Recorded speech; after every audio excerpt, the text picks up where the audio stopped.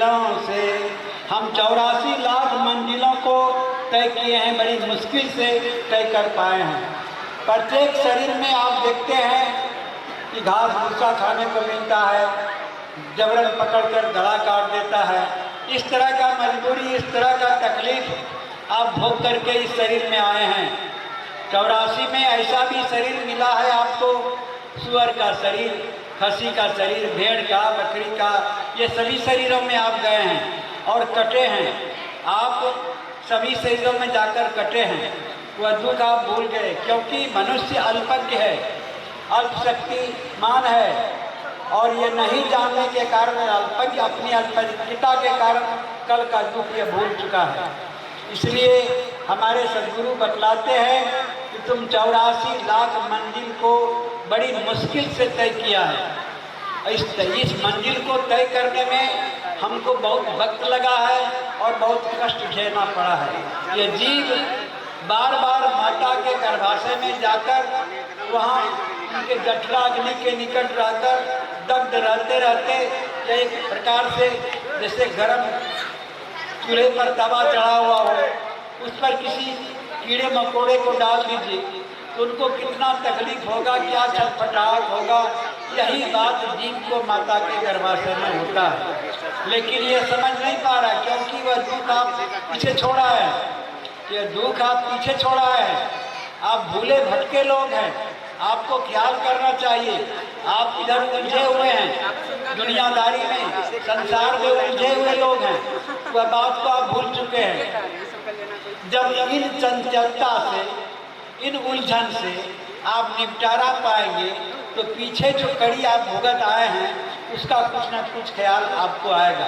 यही है भजन भक्ति, एकांत में रहना, निश्चिंत में रहना, शांत में रहना।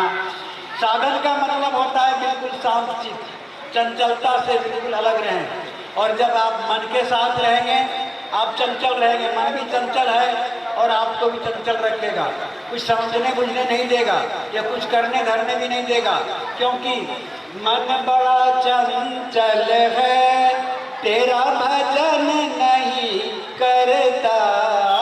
अभी अभी सुना आपने, यह मन बड़ा चंचल है और अपनी चंचलता के कारण ये जीव को भी चंचल चलायमान कर देता है। ये कुछ करने धरने नहीं देता है, वो अपने गति में इसको उड़ाए रखता है। इसलिए जरूरत इस बात का है, अगर आप अपने को पढ़ना चाहते हैं, अपने को समझना चाहते हैं, अपने को जानना चाहते हैं, तो मन के साथ आप मत दौड़िए, क्योंकि मन दौड़ाते दौड़ाते आपको 84 लाख योनियों तक दौड़ा दिया और आज भी ये थका नहीं है, ये ज्यों का त्यों है, आपको आज भी दौड़ा रहा है। 84 लाख मंजिल तय करके मुश्किलों से, 84 लाख मंजिल तय करके मुश्किलों से, जिस दर को तुमने ढूंढा उस दर को खो रहा है।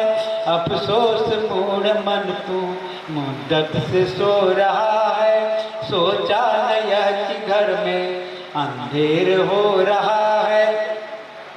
अनमोल सांस तेरी बातों में जा रही है, अनमोल सांस तेरी बातों में जा रही है। रत्नों को छोड़कर तू पत्थर को ढो रहा है। देखिए, आप जब अंत समय में आएंगे, अंतिम घड़ी में आएंगे, तो सारे पृथ्वी की संपदा बेच करके भी एक सांस कोई बढ़ा नहीं सकता। कितना, अभी भले ही आपको इसका कीमत का अंदाजा नहीं हो। एक बार किसान खेत का रखवाली करता था, वो शौच के लिए गया, उसको एक लाल भरा हंडा मिल गया। वो ले आया मकई के खेत में और प्रत्येक लाल को बारी बारी से कौवे उड़ाने में फेंकता चला गया। एक लाल बचा हुआ था जो उसकी पत्नी ले जा करके बनिए की दुकान में गया नमक लाने। वहाँ एक दौरी बैठा था, कहा कि अरे तो बड़ा कीमती चीज़ है, ले करके राजा के पास गया तो बहुत बड़ा दौलत उनको दिया, घर द्वार बना दिया। जब पति आया खेत से, कहा कि ऐसा ऐसा तो कितना लाल हम फेंक दिए हैं। तो आपने जो प्रत्येक सांस को, जो अनमोल सांस जो आपके पास था, अब प्रत्येक सांस को जो बर्बाद कर दिया है, फेंक दिया है, इसका कीमत का अंदाजा तब लगेगा जब सारे के सारे सांस आपको छीन लिया जाएगा, समाप्त हो जाएगा। उस वक्त पृथ्वी पर ऐसी कोई संपदा नहीं है जिसके देने के बाद एक सांस भी आपको बढ़ा दिया। कितना कीमती सांस, ये हमारी सांस कितना कीमती है। अनमोल सांस तेरी बातों में जा रही है। इसको कहाँ खर्च किए हैं? हंसी में, मजाक में, खेलने में, डुबने में, सभी सांस को गंवा रहे हैं। इसलिए एक सांस भी कारगर हो जाए, अगर एक सांस भी परमात्मा की तरफ लगे तो आपका काम बन जाएगा, काम निपट जाएगा, शरीर का उद्धार हो जाएगा, आत्मा का उद्धार हो जाएगा। यही नहीं कर रहे हम लोग। अनमोल सांस तेरी बातों में जा रही है, अनमोल सांस तेरी बातों में जा रही है। रत्नों को छोड़कर तू, रत्नों को छोड़कर तू पत्थर को ढो रहा है। अफसोस मूड मन तू मुद्दत से सो रहा है। सोचा न यह कि घर में अंधेर हो रहा है। एक दिन सारे संबंधों का अंत हो जाएगा। ऐसा घड़ी आने वाला है जो सारे के सारे संबंध आपसे मुंह मोड़ लेंगे, आपसे मुंह फेर लेंगे। सारे की संपदा पड़ी रह जाएगी, आप खाट पर अलग रहेंगे, आपका परिवार आपसे मुंह फेर लेगा, क्योंकि आप गंदे में हैं, आप गंदगी में हैं। पैखाना है, पेशाब है, थूक है, खिखार है। बेटा और बहू आपके निकट आना नहीं चाहते हैं क्योंकि आप गंदे सत्ते में हैं। वही दिन भूल गया, एक माँ 10 बेटे को भीख मांगकर पाल सकती है, लेकिन 10 बेटा मिलकर एक माँ को नहीं पाल सकता है। 10 बेटा मिल करके एक माँ का भरण पोषण नहीं कर सकता। लेकिन माँ का ऐसा हृदय है कि 10 बेटा को भी वो भीख मांग कर, मजदूरी करके, रोजी रोटी करके बेटा पाल लेता है। ये तो स्थिति है। आप उस दिन को भूलिए, मत भूलिए। वह दिन आने वाला है, वह दिन आने वाला है, वह दूर नहीं है। इसलिए परमात्मा के शरण में लगिए। एक ईश्वर ही सहारा है, दूसरा कोई सहारा इस जीव का नहीं है। जब शरीर के सीमा से इस प्राण को निकाला जाएगा, जब शरीर के सीमा से निकल जाएंगे, संसार के सीमा से निकल जाएंगे, परिवार से निकल जाएंगे। जिंदगी एक किराए का घर है, एक न एक दिन बदलना पड़ेगा। जिंदगी एक किराए का घर है, एक न एक दिन बदलना पड़ेगा। मौत जब तुमको आवाज देगी, घर से बाहर निकलना पड़ेगा। जब मौत आ जाएगी तो सारे संबंधों का अंत हो जाएगा, छूट जाएगा, और आपको रंग महल से, जब आप गेट में बंद हैं, दरवाजे में बंद हैं, कई गेट है, आयरन गेट है, कई गेट है, सभी गेट से बाहर आपको निकल जाना पड़ेगा। कोई रोकेगा नहीं, आपको कोई सहारा नहीं देगा। जिस घड़ी आपकी मौत आएगी, इसलिए हम आज से सचेत रहें, आज से हम तैयार रहें। इस मौत से सामना करने के लिए लोग आज से तैयार रहें। जो क्या है, दरिया साहब ने कहा, जीते कफन पिनो मर्दाना, शब्द साईं का गाना। तुम जिंदगी में, लोग मरने पर कफन पहनता है, तुम जिंदगी में कफन पहन लो, ताकि मौत का साइन बोर्ड लगाकर, मौत का विज्ञापन का बोर्ड लगाकर तुम अपने बेडरूम में रख लो, तुम सिरहाने में रख लो, तुम पास में स्टिकर के रूप में रख लो, स्टिकर बनाकर गले में टांग लो, मृत्यु के आगे रखो, तो बहुत से बुराइयों से बचोगे। ये क्या है? ये मृत्यु का पैगाम है, जिसे हम कफन कहते हैं। ये कोई ड्रेस नहीं है। दरिया साहब ने कहा कि लोग मरने पर कफन पहनते हैं, तुम जिंदे में पहन लो। इसका मतलब यह है कि मौत को तुम सामने रखो, हमेशा भूलो मत। अगर तुम भूल जाओगे तो धोखा खाओगे। इसलिए दुनिया में केवल मौत की गारंटी है, केवल मौत ही की गारंटी, और किसी चीज़ की गारंटी नहीं है। कल आप मरेंगे या निश्चित है, कल आप हमसे मिलेंगे, यह चीज़ खाएंगे, यहाँ जाएंगे, इसकी कोई गारंटी नहीं है। लेकिन कल आप मरेंगे इसकी गारंटी है।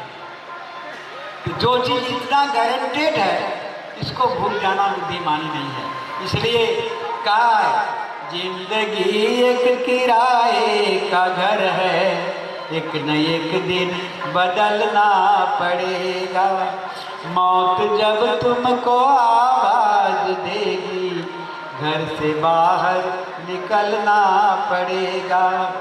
ढेर मिट्टी का घर आदमी है, बाद मरने के होता वही है।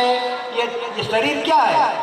मिट्टी का ढेर ही है तो, और एक न एक दिन मिट्टी ही बनेगा। ये ढेर मिट्टी का घर आदमी है, बाद मरने के होता वही है। या तो कब्रें बनेगी जमीन पर, या तो कब्रें बनेगी जमीन पर, या चिताओं में जलना पड़ेगा।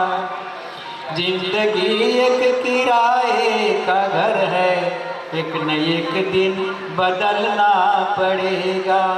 मौत जब तुमको आवाज देगी घर से बाहर निकलना पड़ेगा।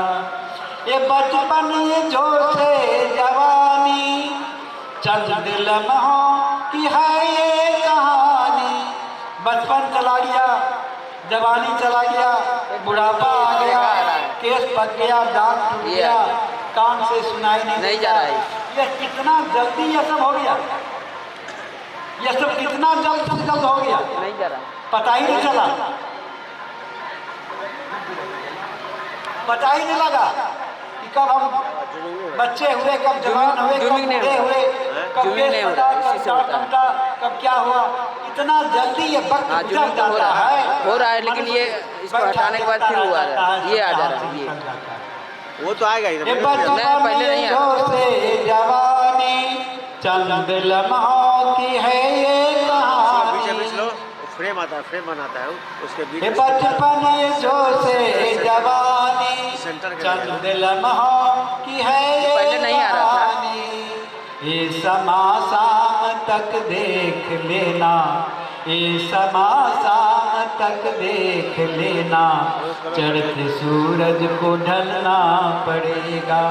ये समा शाम तक देख लेना, चढ़ते सूरज को ढलना पड़ेगा। जिंदगी एक किराए का घर है, एक न एक दिन बदलना पड़ेगा। मैं बता रहा था ये शरीर जो मिला आपको परमात्मा ने दिया, इसका कीमत नहीं है, इसका कोई कीमत नहीं है। इसलिए आप इसको जहाँ तक हो भजन भक्ति में लगाएं, भक्ति में लगाएं, क्योंकि बार बार ऐसा मौका इस जीव को मिलता नहीं है।